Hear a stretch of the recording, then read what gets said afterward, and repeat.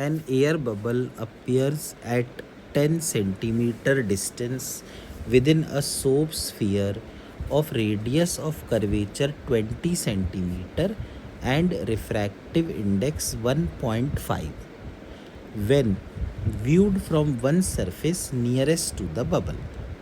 The position of the bubble when viewed from the opposite surface is।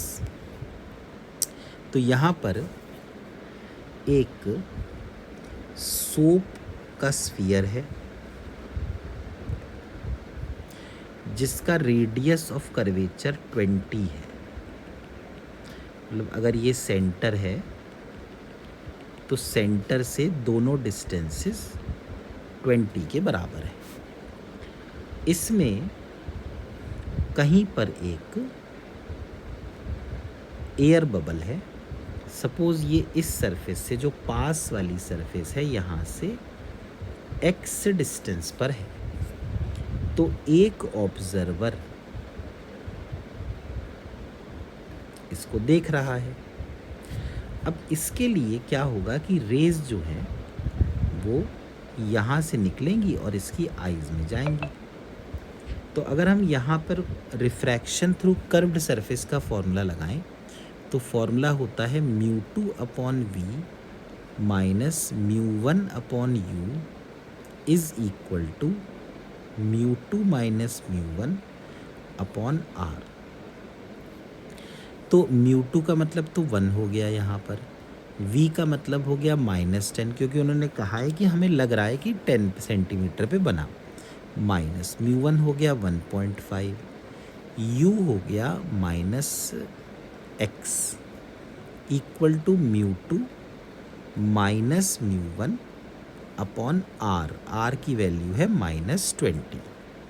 तो ये बन जाएगा 1.5 upon x -1 upon 10 is equal to -0.5 upon -20। तो minus minus cut गया, तो 1.5 upon x -1 upon 10 is equal to, ये बन गया 1 अपॉन 40। तो 1.5 upon x is equal to 1 upon 10 plus 1 upon 40। इसको आप सॉल्व कर सकते हैं तो 40 आ गया, तो 10 4 ज़ा एंड 40 इंटू 1, तो 5 अपॉन 40 यानी कि 1 अपॉन 8।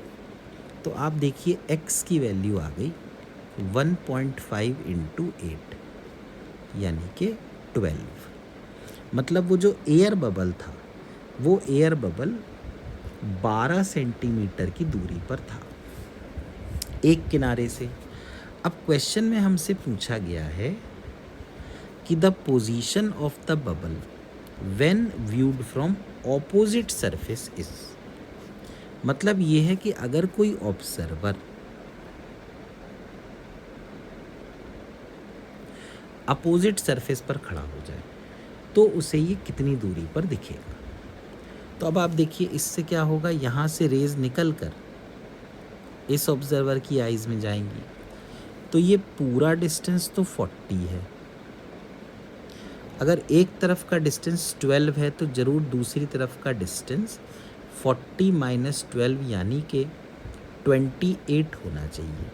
तो अब मैं इसके लिए यूज़ करता हूँ, फिर इसको मैं ले लेता हूँ पोल।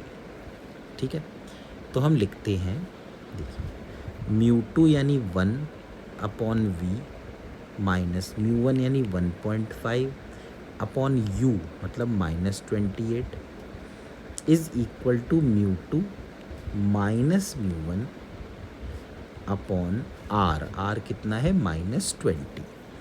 तो 1.1 upon v plus 1.5 upon 28 is equal to 1 minus 1.5 यानी -0.5 अपॉन -20।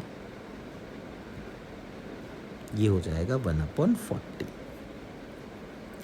ये भी कैंसिल हो गया, तो 1 अपॉन v बना 1 अपॉन 40 माइनस 15 अपॉन 280। तो कितना एलसीएम आ गया इनका, तो 280 आ गया। तो 40 इंटू 7 होता है 280, तो 7 हो गया, -15 हो गया। इसका मतलब कि देखिए v की वैल्यू आ गई -280/8।